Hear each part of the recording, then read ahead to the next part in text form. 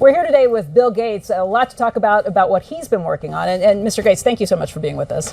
I'd like to talk to you about your approach to vaccinations. You wrote something recently, and like you always do, you kind of looked at the problem from a scientific and business perspective on things.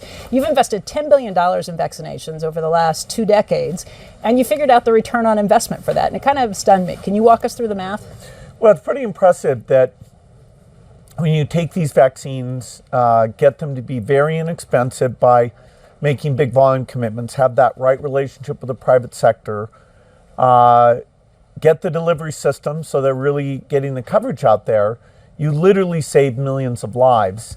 And 20 years ago, when we created these new multilateral organizations, Gavi for the vaccines, Global Fund for HIV, TB and malaria, we didn't know they'd be successful. They've gone through lots of challenges about making sure the money gets there, making sure the efficiency is right. But as we look at upcoming replenishments for those, and we've got so much distraction politically that the international needs like this could get eclipsed if we're not careful. You know, we see a phenomenal track record. It's been $100 billion overall that the world's put in. Our foundation is a bit more than $10 billion, but we feel there's been over a 20-to-1 return.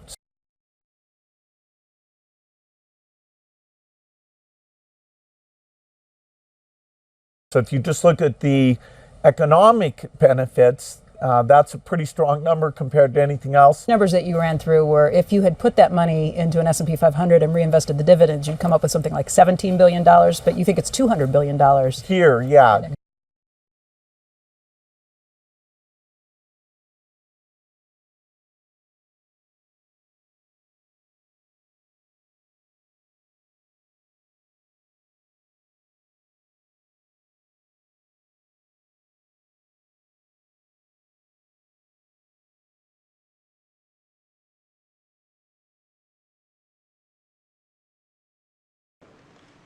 Now, we put out a lot of carbon dioxide every year, over 26 billion tons. For each American, it's about 20 tons. For people in poor countries, it's less than 1 ton. It's an average about 5 tons for everyone on the planet. And somehow we have to make changes that will bring that down to zero. This equation has 4 factors, a little bit of multiplication. So you've got a thing on the left, CO2, that you want to get to zero. And that's going to be based on the number of people, the services each person's using on average, the energy on average for each service, and the CO2 being put out per unit of energy. So let's look at each one of these and see how we can get this down to zero. Probably one of these numbers is going to have to get pretty near to zero. That's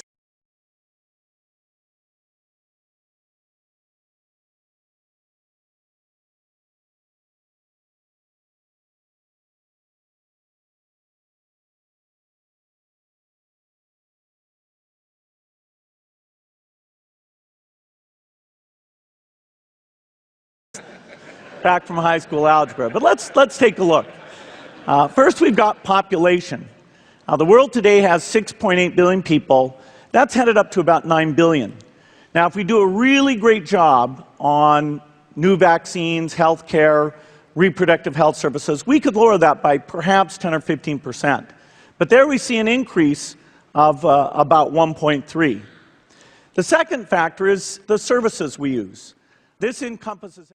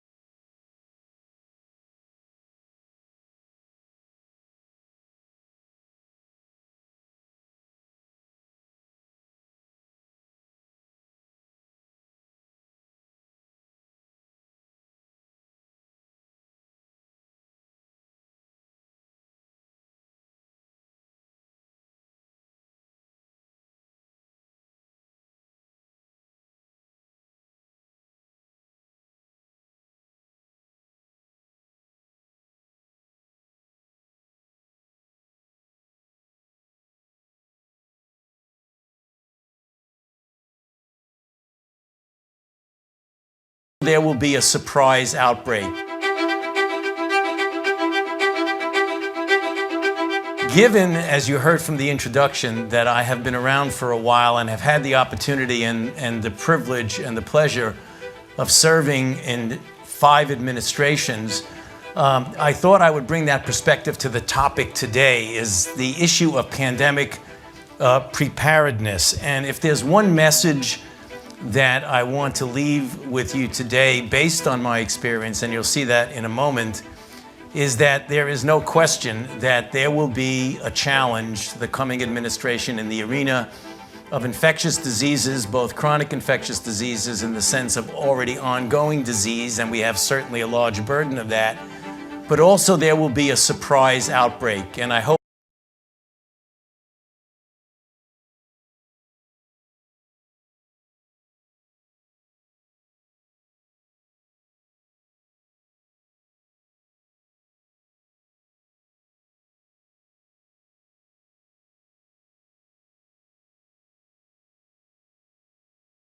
there will be a surprise outbreak.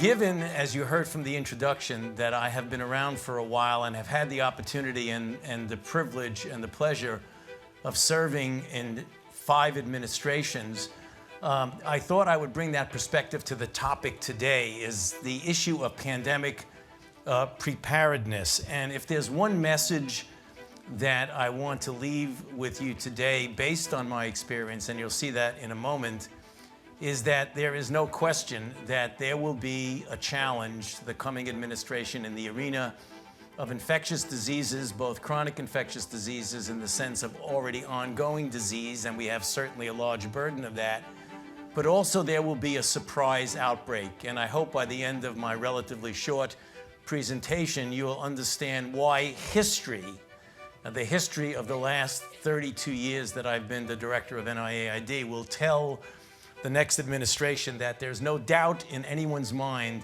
that they will be faced with the challenges that their predecessors were faced with.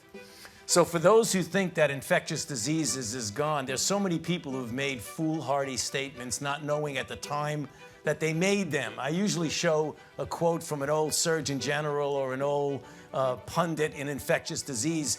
So I thought I'd pull this one out from Sir Macfarlane Burnet, who was actually a Nobel Prize winning immunologist, who made the statement, as many did, to write about infectious diseases is almost to write of something that has passed into history.